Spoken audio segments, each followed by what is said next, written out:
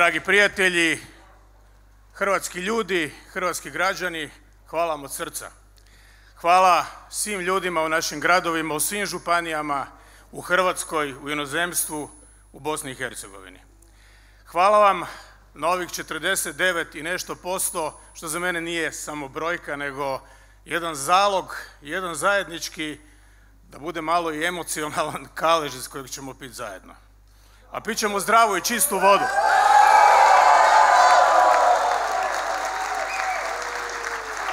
Hvala od srca.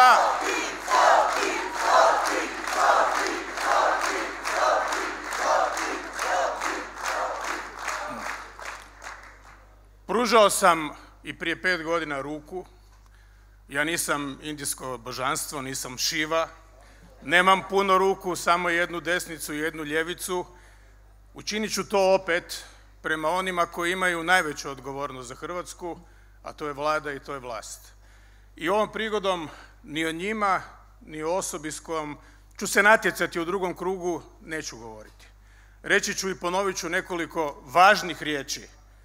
Šta smatram da je bitno za Hrvatsku u ovom trenutku i zašto smatram da ovaj trenutak važan kao projekcija za budućnost koja nas čeka i koja je neizvjesna.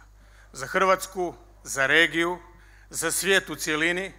Ono za što ću se boriti je Hrvatska sa stavom, Hrvatska sa jasnim stajalištem, Hrvatska koja vodi računa o svojim interesima i koja zna i koja je svjesna u svakom trenutku da je jedino nama u svakom trenutku bitno šta se događa kod nas, a svima drugima puno manje ako imalo.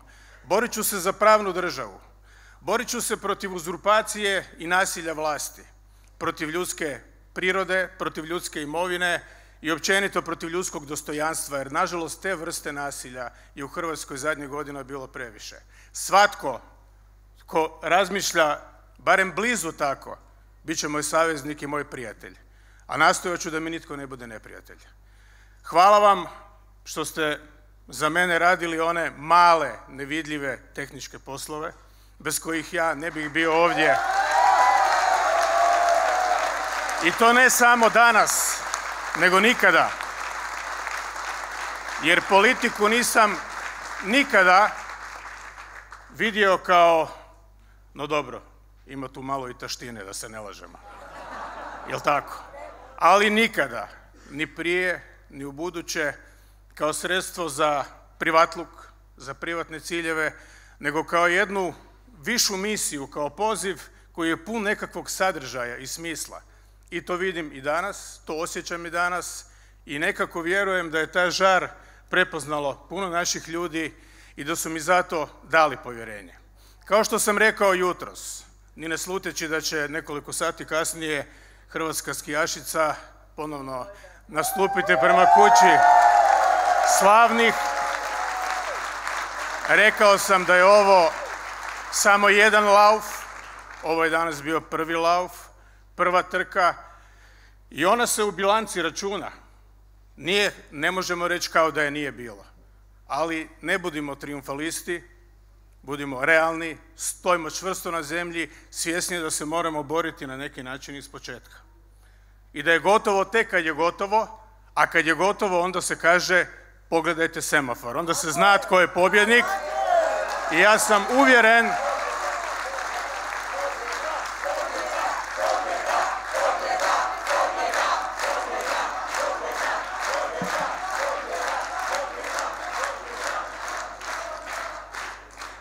uvjeren da prema toj pobjedi idemo, nezaustavljivo, ne nužno ponizno, jer ponizan si prema Bogu, ali pristojno i decentno koliko je to moguće. I opet kažem, nemam 100 ruku, imam jednu lijevu i jednu desnu i nisu jednako vješte i kvalitetne. Dakle, u biti imam jednu sposobnu ruku. Tu ruku pružam, jer Hrvatska, slažem se s time s onima koji me kritiziraju, ne može se dopustiti da u ovako kompliciranoj situaciji koja je oko nas, a svuda oko nas je teška i nejasna, mutna, maglovita situacija, da barem oko nekih temeljnih stvari, pitanja rata i mira, slobode, civilizacije, pitanja hrvatske sigurnosti, ne samo prije svega u školama, ali sigurnosti naše nacije, naše države, naših granica, da budemo koliko je god to moguće, svi mi dionici politike, da budemo na jednoj strani. Nema nikakvih razloga da to ne bude tako. Ali s druge strane, s obzirom na svoje iskustvo, na svoje godine, na sve ono što sam prošao i doživio i vidio, pa i u ovoj kampanji do sada, nemam iluzije. Dakle, svjestan sam da će biti raznih metoda igre. Pokušat ću igrati i uvijek tako nastupam i uvijek tako krećem, po pravilima igre. Ako protivnik nasrne mimo pravila, u prvi mah pokušat ću i dalje po pravilima. Nakon toga morat ću se boriti i vjerujem da će ta borba biti čvrsta, ali da će na kraju biti uspješna i da ćemo za 2 tjedna slaviti u ovoj istoj dvorani u tvornici Pobjeda. U tvornici Pobjeda.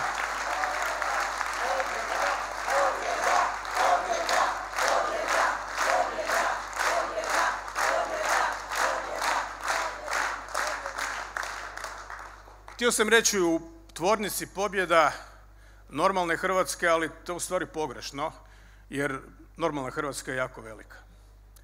I velika većina naših ljudi, naravno znam da ne mogu dobiti svačiju simpatiju, svačije povjerenje ni svačiji glas, toliko sam realan, ali velika većina ljudi želi ono malo, da kada izađu iz kuće, ako izlaze iz kuće, da taj dan završi predvidivo i dosadno ako hoćete, da znaju da će se djeca sigurno vratiti iz škole, da znaju da će imati od čega živjeti i da će njihovo ljudsko dostojanstvo i radnika i umirovljenika, a danas nije tako, biti poštovano i da će ih se tretirati kao jednake građane. Da će nejednakosti u društvu biti kontrolirane koliko je to moguće. Jer ne možemo biti svi isti, a najgore je da razmišljamo svi na isti način.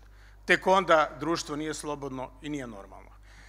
Sa ovim riječima, željama i emocijama kojima se ne mogu i ne želim oduprijeti u ovoj večeri, nakon ovog odličnog rezultata, ja još jednom, jer moram i tako osjećam, zahvaljujem svima koji su mu podržali. Onima koji nisu, to ne zamjeram, jer svatko od nas ima gomilu nedostataka i mana, i ja, najnormalnije, ali pozivam da u drugom krugu izađu na izbore, da izađu i u većem broju nego u prvom krugu, da mi daju, kao što sam rekao, taj bokun povjerenja, ljudskog povjerenja, ljudske vjere, i ja ću učiniti sve da ih ne iznevjerim. Učinit ću to i ovoga puta, kao i svaki puta do sada, jer za mene je dug put, veliko iskustvo, godine rada, godine svega što čini državnika, i tek onda, kad sve to imaš, ti si na početku. Ja vjerujem da sam u tom laufu daleko ispred onih koji me izazivaju. Hvala vam. Želim vam sve najbolje u novoj godini. Našoj domovini Hrvatskoj, maloj ali ponosnoj zemlji, želim mir, želim sigurnost u svakom smislu i sadržaju te riječi. Želim jednu, ako hoćete, blaženu dosadu.